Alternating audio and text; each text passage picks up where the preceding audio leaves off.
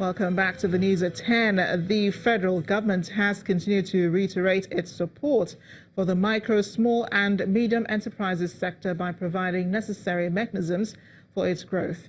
Vice President Yemi Osinbajo gave the assurance during the launch of the MSMEs clinic in Kaduna State. Vice President Yemi Osinbajo, in the company of the State Governor Nasser El-Rufai, arrived at the venue of the 20th edition of the National Micro, Small and Medium Enterprises Clinic in Kaduna State to formally launch the program. The MSMEs Clinic brings together relevant agencies and small business owners for easy exchange of services. The State Governor and the Managing Director of the Bank of Industry highlight the importance of the program. For us at BOI, it's a call to service, and we are fully prepared to support this initiative and others like it that will enhance the continuous growth of MSMEs in Nigeria. Your Excellency, the restoration program, the Kaduna State specific iteration of the APC manifesto, identified policies to attract private investment as the most sustainable route to creating jobs.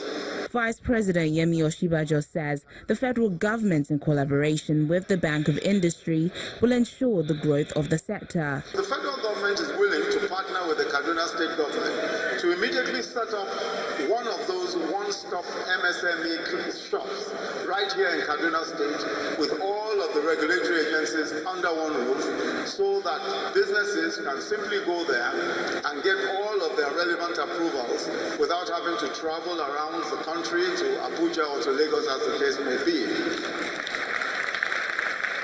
The Vice President moves on to inspect the stands of agencies and manufacturers at the clinic. He also takes a tour of the Chenchenia market located in the state capital to assess how the beneficiaries of the 10,000 naira interest-free loan are faring.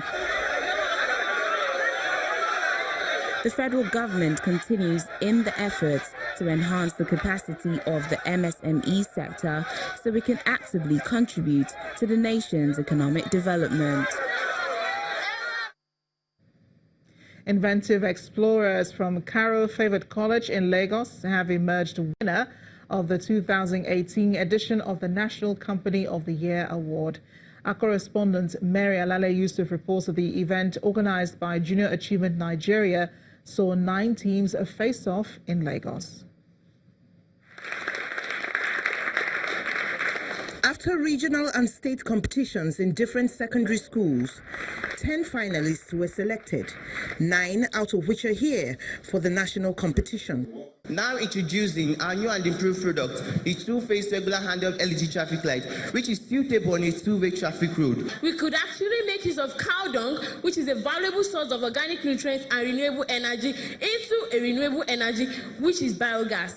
The technicality of the product is the presence of a switch to break and close the circuit of the water level indicator.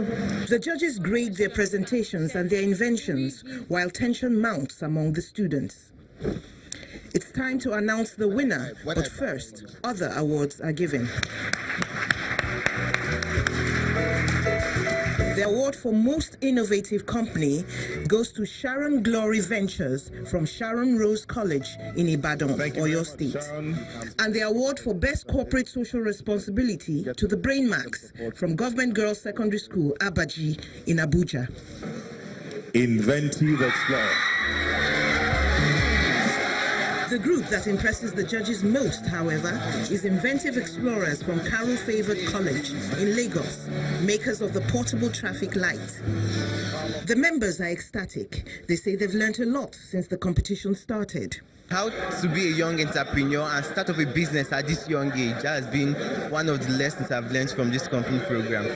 The sponsors are impressed and delighted. If you go by the figures they've shared, even at this small scale, the return on investment or the return on the capital employed, fantastic. The company that placed second last year, one of the panelists, who happens to be the CEO of Verot Capital, that's a private equity firm, decided to invest in that student company. In the beginning, competitions were between Lagos and Abuja, but have expanded to include other states. Carol Favor College is first out of 9 teams in the national competition. They go on to the African stage to compete for honors. Mary Alale Yusuf, Channels Television News. Let's check in on the day's major business stories. Here's Kayode Okikiolu.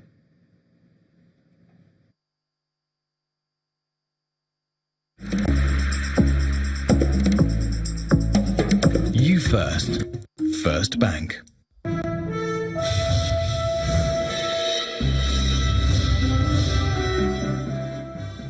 Thank you, Amarachi, and you're welcome to Business News. The federal government has directed the Nigerian Deposit Insurance Corporation and the central bank to conduct a thorough investigation into the collapse of Skybank. The Minister of Finance, Zainab Ahmed, made this known while on a visit to the NDIC office in Abuja and promised to prosecute all the directors and executive management who contributed to the lender's failure.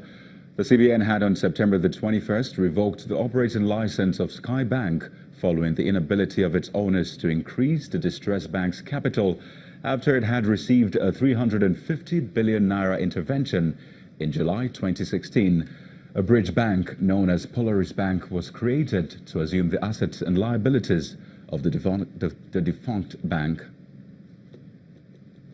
Well, capital market regulators and operators have restated commitment to the development of the economy by leveraging the fourth industrial revolution for global competitiveness. Now, traders and regulators of the financial market made this commitment at a meeting of stockbrokers in Lagos. Channel's business correspondent Temple Ashaju has the rest of the story. The Nigerian stockbroking community is one of the largest in Africa, creating wealth for the vast array of domestic and foreign investors in the continent. This meeting is one of such platforms leveraged for conversation on the advancement of the market. As we prepare for another national election, which will usher in a new term of office for our elected office holders, it is of utmost importance that we begin to talk about the critical steps for the Nigerian economy. With the current state of the economy, the Acting Director General of the Securities and Exchange Commission, Ms. Mary Uduk, says the need for players to support the trend. The Nigerian capital market, no doubt, is a catalyst for economic growth and most times reflects the true picture of the economy and therefore of great importance. We are all working together to ensure that the great potentials of our market are fully realized. For the Nigerian Stock Exchange, it's time for traders to strengthen their global competitiveness with financial technology. There is likely to be increased competition from fintechs, and operators must seize the day to maximize the opportunity by launching new indices and data products. Operators should consider developing integrated compliance and risk management solutions and offering standardized and scalable solutions to help market participants meet their growing regulatory obligations. Lately, the Nigerian capital market has explored diverse asset classes to become a multi-asset trading platform, a major effort responsible for the presidential assent to the demutualization of the stock exchange, which is expected to be gazetted soon. Temple Ashaju, Channels Television News. Well, the first trading week of October ends all 4 sessions in the red, following a hangover of profit-taking and bellwether components across the 5 major sectors of the Nigeria Stock Exchange. Teniola Shibowale has a summary of Friday's activity.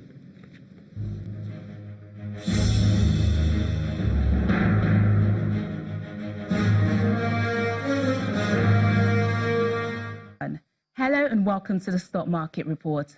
Friday's session at the NSE ends the first trading week of October with an overall negative sentiment despite mixed performance on the sectoral chart. The market's primary indicators remain subdued as investors shifted profit-taking mostly to banking stocks, which led to a further 0.12% drop in the all-share index and 15 billion naira off from total value of listed equities. However, in contrast to Thursday's session, volume of shares traded traded today rose by 15 million units to over 160 million shares, mostly contributed by the shares of FCMB, Access and Zenith Bank. Tops on the list of 20 advances are the share price of WAPIC, First Aluminium and UACN, and that's against 15 decliners led by Law Union, Thomas White and Zenith Bank. And that's it on the stock market report. I'm Teniola Shobowale.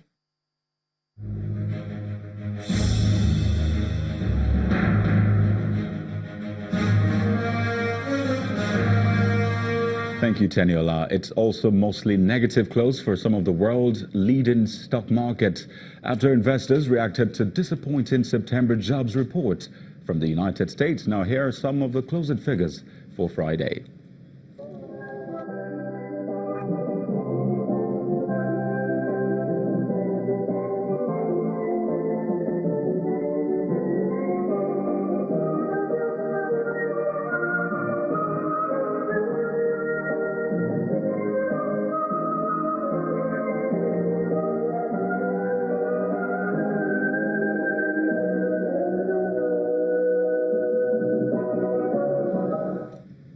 And that's Business News for tonight. Thank you for watching. I am Kayode Okikiolu. The news at 10 continues with Amarachi.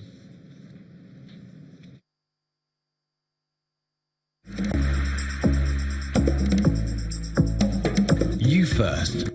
First Bank. 167 former members of the Boko Haram terrorist group who have been de-radicalized and rehabilitated, according to the Nigerian military, are to be reintegrated into society. This was announced by the Chief of Defense Staff, who was represented at a meeting to work out the transfer process of the ex-militants by the Chief of Civil Military Coordination in the Defense Headquarters, Rear Admiral Peter Onaji. He explains that the military intends to ensure that their reintegration will be done in such a way that they will not look back to where they're coming from. Our correspondent, Amaka Okafo, has a report.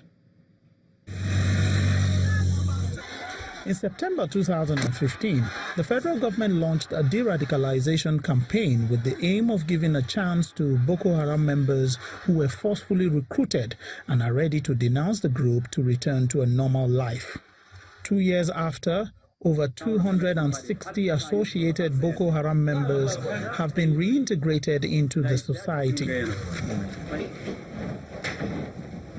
This meeting of stakeholders has been organized by the military to work out modalities for the reintegration of another 167 ex-members of the group.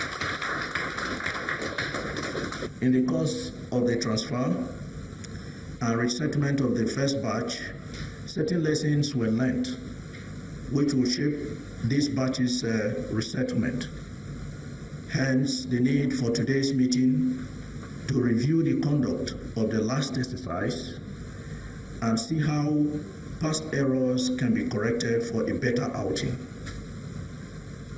Consequently, I implore you to be painstaking in your deliberations by examining all issues and come up with workable recommendations to facilitate a hitch-free transfer and eventual resettlement and empowerment of the ex-fighters. And if anyone has any concern as to the true state of the former Boko Haram members, the military claims there is no cause for alarm, as the rehabilitated members are ready to become useful members of the society. Accordingly, working teams are established to administer professional de-radicalization treatments to the clients. They are made to go through spiritual counseling, psychotherapy, and drug abuse intervention. They are also introduced to various vocations, Western education, art, social works, and sports against Boko Haram ideologies as part of the therapies. Nigerians will be watching to see if the de-radicalization program will yield the desired results in the fight against terrorism. Still ahead of the news at 10, Nigeria's D-Tigers moved 16 points from 34th to 19th in the world after their historic run at the 2018 FIBA Basketball Women World Cup in Spain.